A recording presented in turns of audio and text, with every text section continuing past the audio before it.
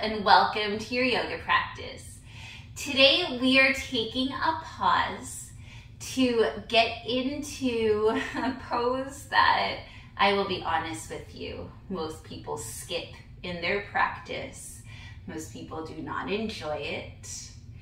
But the pose that we take to get into that pose, and it can be a really good substitute for it, is actually really nice and most people enjoy it somewhat. So the pose that I'm talking about that most of us do not like is called reverse plank. And then the pose that most people do like is reverse tabletop. So we'll start with reverse tabletop. We'll explore it in a few different ways, and then we will explore reverse plank as well. And don't be scared, it's not a scary pose. It's just uncomfortable. It's just one of those poses that does not bring comfort.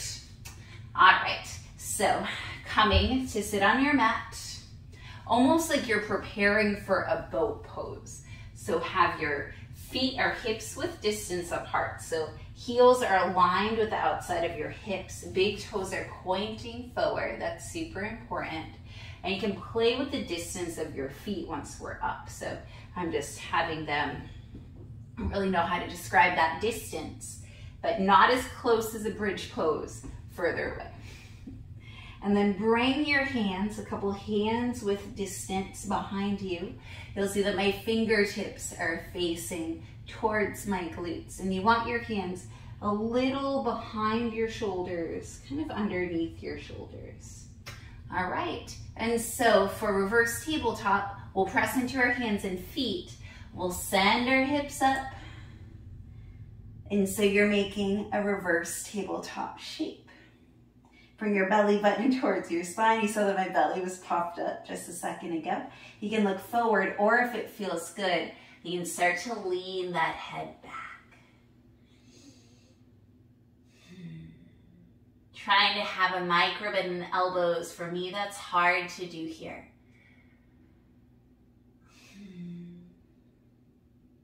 And then when you're ready, sitting back down.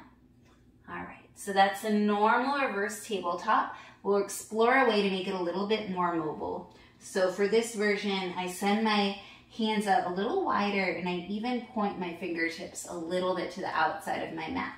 And then we press up again into a reverse tabletop. Belly button towards your spine, hug your glutes in.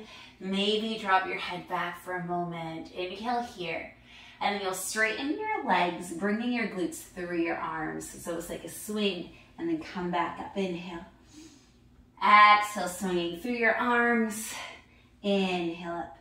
So 3 more times. Inhale to swing. Exhale up. Doesn't matter which breath you take with which movement. Swing through your arms. Coming up. 1 more. Coming through your arms. And then coming up. And sitting your booty down. All right. So now we will explore reverse tabletop. It is a pose that looks really cool when it's done correctly. And we'll do it 3 times for good measure. How about that? The first time we'll start from our reverse tabletop. So you do want enough room so that when you extend the legs forward, your feet don't go off the mat. All right, so prepping for your reverse tabletop first.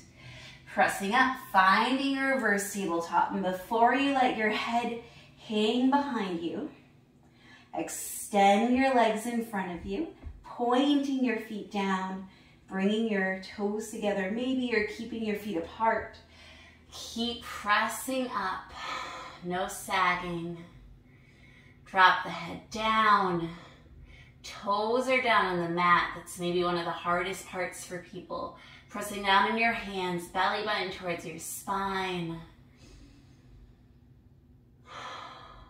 And then lower down.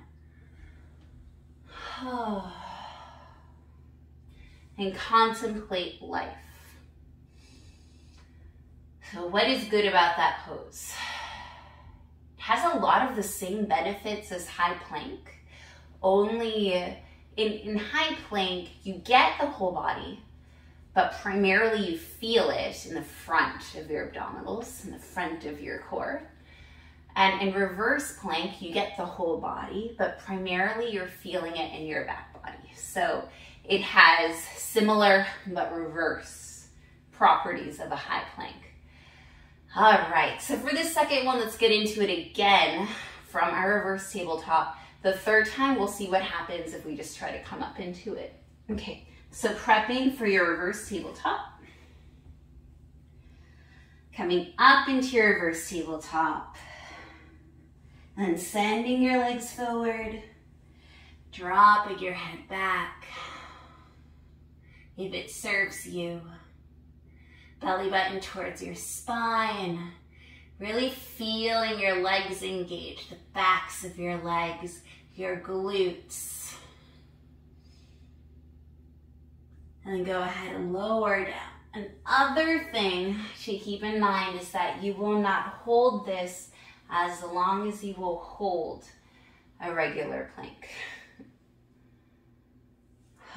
So it almost has, especially if you drop your head back, you get some properties of a back bend. And so it can be really invigorating and feel really good, even in all of its awkwardness. All right. So for coming into it normally, you'll see that I'm pointing my feet already. Hands are behind me.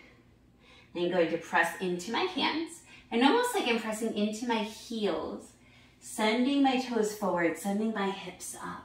So everything kind of comes up. Breathing here. Pretending that this is a pose you enjoy. And then releasing.